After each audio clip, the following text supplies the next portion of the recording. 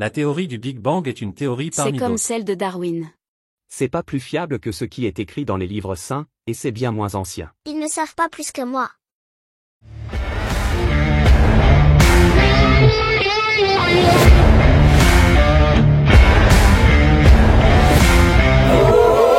Bien souvent quand je discute avec des amis croyants, et quelle que soit leur religion, quand je leur montre certaines incohérences dans leurs textes d'un point de vue scientifique, comme la création du monde en 7 jours ou la création de la Terre avant le Soleil, ils me répondent que cela est ce que l'on croit aujourd'hui, mais vu que le savoir évolue tout le temps, la vérité de ce jour sera démentie demain sans doute, alors que les textes saints sont immuables et donc plus solides à leurs yeux. En un mot, la création du monde et le Big Bang, les principes de l'évolution de Darwin, la cosmologie dans son ensemble, l'apparition de la vie et de la vie intelligente sur Terre en particulier, ainsi que l'évolution finale de notre monde, et pour les plus hardis il me parle même de physique quantique, bref toutes les sciences en rapport de près ou de loin avec la métaphysique comme ils disent, ne sont pour eux que des théories, et donc des savoirs peu fiables. Nous n'allons pas ici démontrer une par une que toutes ces affirmations scientifiques sont vraies, cela serait trop long et hors de mes compétences. Nous allons simplement nous attarder un instant en prenant quelques exemples sur ce qu'est une théorie, pour que plus jamais on vous sorte le joker de l'argument 1000 fois utilisé. C'est bien beau tout ça mais ce n'est qu'une théorie. En premier lieu, définissons ce qu'est une théorie scientifique. Ce n'est pas comme beaucoup de gens pensent, une hypothèse comme une autre, ça c'est le sens commun utilisé à tort par la plupart d'entre nous. Non, une théorie c'est bien plus que ça. Ce n'est pas le sens que le mot a dans le langage courant où il nous arrive de dire des choses comme ceci. En théorie, elle devrait avoir son bac ou son permis de conduire. Effectivement, ce n'est pas ça. Du moins en science.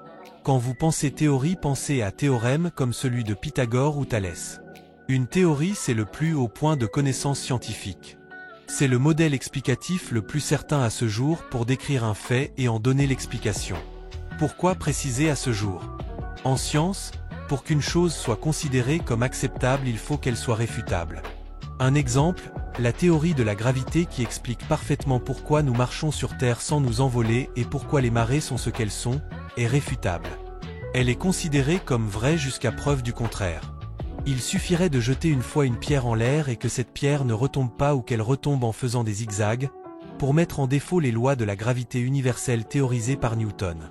Car il faut que cette éventualité soit envisageable pour que la théorie soit considérée comme scientifique.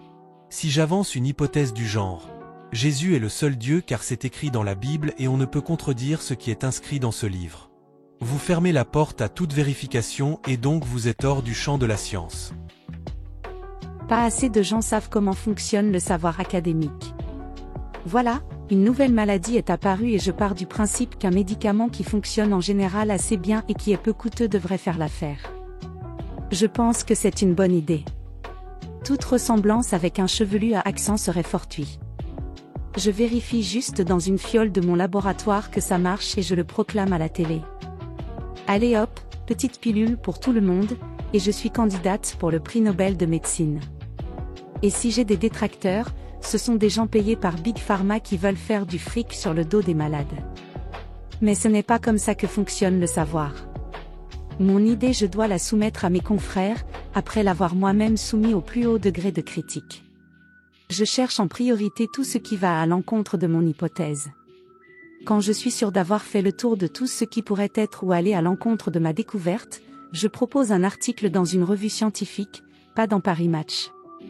La publication se fait dans une revue à comité de lecture où des médecins dont la spécialité est la même que la mienne et qui sont reconnus par tous, vont vérifier que ce que j'avance n'est pas claqué au sol comme on dit de nos jours. Ils vont me faire des remarques et demander des explications s'il y a des zones d'ombre. Je dois leur fournir tous les éléments qui m'ont amené à dire que mon remède est bon.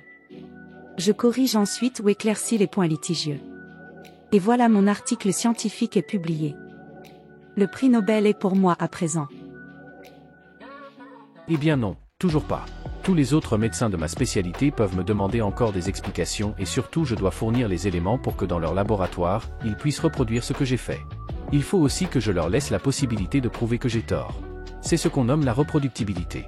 Et si dans leur coin ils ne trouvent pas la même chose que moi, ils le feront savoir soit directement soit par un autre article, c'est ce que l'on appelle une controverse académique. Et si les critiques sont trop importantes et que des erreurs sont mises à jour, l'article sera retiré de la publication en tout ou en partie. Mon hypothèse semble enfin validée. Mais pas encore. Mon traitement miraculeux peut être dépassé par la combinaison avec une autre molécule. Et adieu mon prix Nobel. J'ai résumé très schématiquement le cheminement de l'acquisition du savoir et qui a pour nom l'épistémologie. Dans l'exemple de la pierre lancée en l'air, la théorie de la gravité est complétée par la théorie de la relativité pour les lois de gravitation à grande échelle. Mais Newton reste valide pour mon caillou car les lois de la relativité sont plus que négligeables à ce niveau.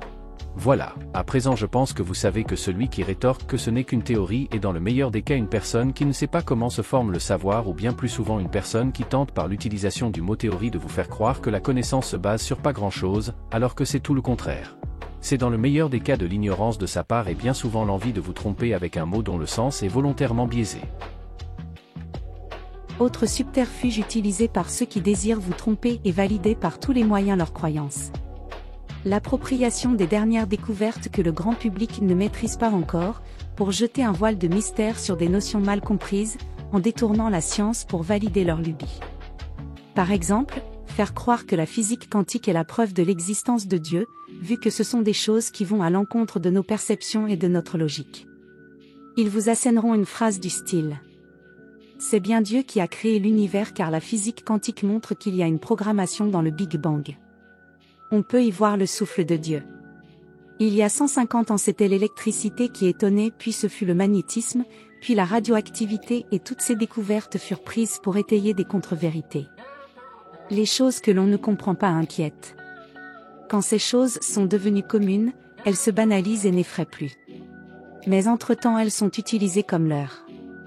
Actuellement ce sont les nanotechnologies et le quantique qui ont le vent en poupe, en attendant la matière noire ou une autre découverte. Dieu et la science sont toujours en conflit. Certes, il y a eu des religieux savants, mais ils ont dû lutter contre leur propre institution pour ne pas être condamnés. Je ne porte pas au Panthéon la science, elle est faite par des hommes et de ce fait est pleine de défauts. Elle se trompe souvent, des intérêts très humains la freinent, des affaires la secouent régulièrement. Des scandales financiers éclatent.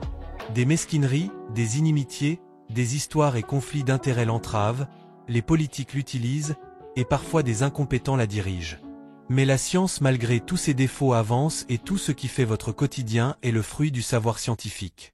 Peut-être que l'électricité que vous utilisez pour regarder cette vidéo provient d'une centrale nucléaire, et que ce sont les travaux de ce bon Albert Einstein qui indirectement vous permet de m'écouter. La religion quelle qu'elle soit n'a jamais été la source d'une seule avancée humaine. Elles sont souvent un frein, mais surtout elles sont à l'origine de la plupart des malheurs de l'humanité. Plus une civilisation est religieuse, plus les prêtres de tout poil ont un rôle prépondérant, plus le savoir et les connaissances reculent. Prenons un cas extrême, pensez-vous qu'en Afghanistan une découverte puisse éclore aujourd'hui? Quand les imams interdisent l'accès à l'école aux filles, et qu'elles savent à peine lire, il y a peu de chances qu'elles puissent développer une pensée révolutionnaire. Les garçons sont à peine mieux lotis, quand l'apprentissage se limite à ânonner des versets en boucle et que la vérité est contrainte par un bouquin vieux de 14 siècles, et que vous risquez la mort si vous y portez un regard critique, il a peu de chances qu'une nouvelle idée puisse éclore. Les rabbins qui passent des journées à étudier la Torah ne sont pas plus éclairés. Donnez-moi un seul progrès humain qui en soit sorti. Je dirais la même chose pour les mormons et les chrétiens du temps passé.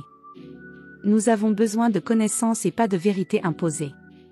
Ce qui a permis aux civilisations de progresser, c'est la mise de côté des religieux. Cette vidéo est assez éloignée en apparence avec la critique des textes religieux ou des croyances que nous faisons habituellement. Mais il nous tenait à cœur d'aborder ce sujet pour ne plus avoir tout le temps à nous justifier d'être scientistes. Je crois en la science car chaque jour elle me donne des preuves de son efficacité. Je le redis, les religions n'ont pas fait évoluer notre monde. Aucune avancée n'est sortie des dogmes quels qu'ils soient. L'ignorance est le meilleur allié des religieux. Si nous vivons mieux aujourd'hui qu'avant, nous le devons à ceux qui ont osé penser par eux-mêmes et parfois contre les églises, mosquées ou synagogues. La science c'est comme la démocratie, ça marche mal, mais c'est mieux que tous les autres systèmes. Merci de nous avoir écoutés jusqu'à la fin de cette vidéo. Nous retournerons à la Mecque pour parler de 3 piliers bien étranges la semaine prochaine.